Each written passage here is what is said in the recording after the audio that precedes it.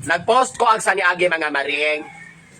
Ingon ko dito, rason nganong magniwang ang bana.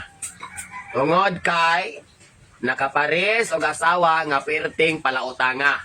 Na konsumisyon, na stress, mga bana, nagniwang, bukog na. Pag-post na ko ato mga maring, daghang nag-comment. Ingon po to ni comment dito. O niya mag-ili, og asawa ang nagniwang, unsa man po'y rason anak. Pag asawa ang nagniwang, ang rason anak, si Maring, gisigig ana-ana, nahasol, tungod kay, human sa kinumbatihay ana-ana, wala pa kana. Gipainom rag tubig, dayong gipakatulog na. Hindi ikaw ko no, birahan ka sa imong bana nga, may pagkamanyak siya, rubo-rubuhon ka, imong kusog, hurot na. Pagkahumas inyong kinumbatihay, wagoy sudan, walay bugas ng lamisa, nang huyag mong duha. Ing nakog, nang imong asawa di na magniwang dihang kalakiha. Maunay rason, nganong magniwang ang mga asawa. Aside sa dili sila taga-ayuda sa ilang mga bana, ang mga asawa, dili ka pang lingo-lingo. Ang mga asawa, dili kaingon nga, ayaw sa dong, ayaw sa kog birahiron, kay perting kapuya. Kay mula imong tubag sa ilang bana, ang mga lalaki, murag mga 13 years old, pasuki-suki. Kay sa hangyo, wala hatagi. Manang asawa, gikan sa buntag, nagluto pamahaw, aniod to, lahos pa ni hapon, kapoy kay sa tanan, nang limpyo pa, nang laba, bantay pagbata, ang energy, hurot na, pag-abot sa bana, birahan pa, di pa taga ang kwarta, ang kaon, pasmo-pasmo pa, wala lagi kulumpra. Perting konsumisyon na. Eh, nako, pag di ka magniwangan ang kalakiha, ha? Lupig pa rin magisumpa.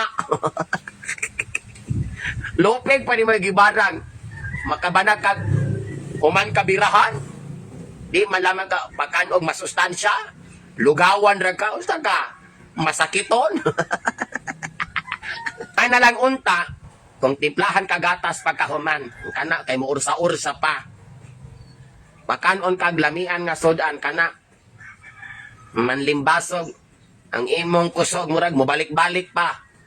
Unya, pag humag kumbati ninyo sa imong bana, pag human ni magtakilid tuwad ti kangkang, igo rang ni talikod ang gahagok na siya.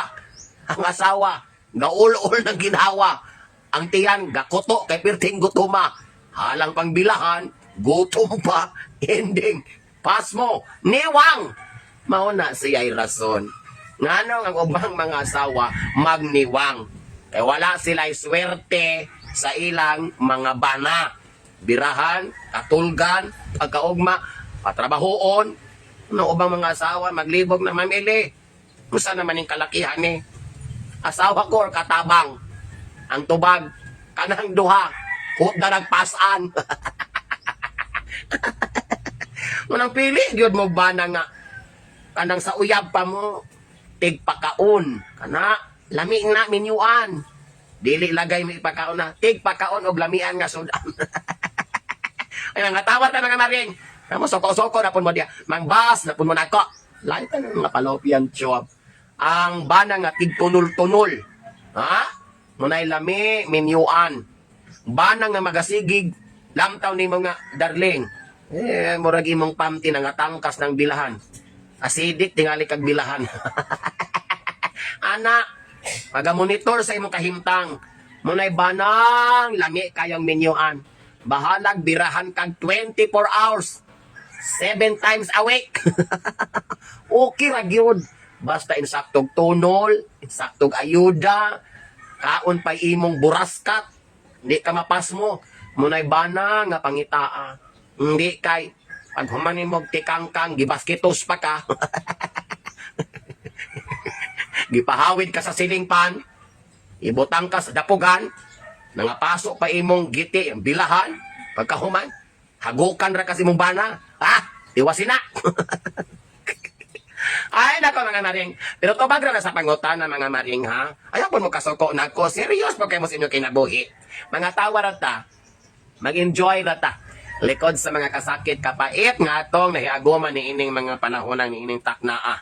Dapat stress free ta para layo ta sa depression. Dapat abtik ra ta sa kanunay para laban lang kung laban sa matag adlaw. Di ba mga maring? Oh. So may katubag sa inyong pangutana.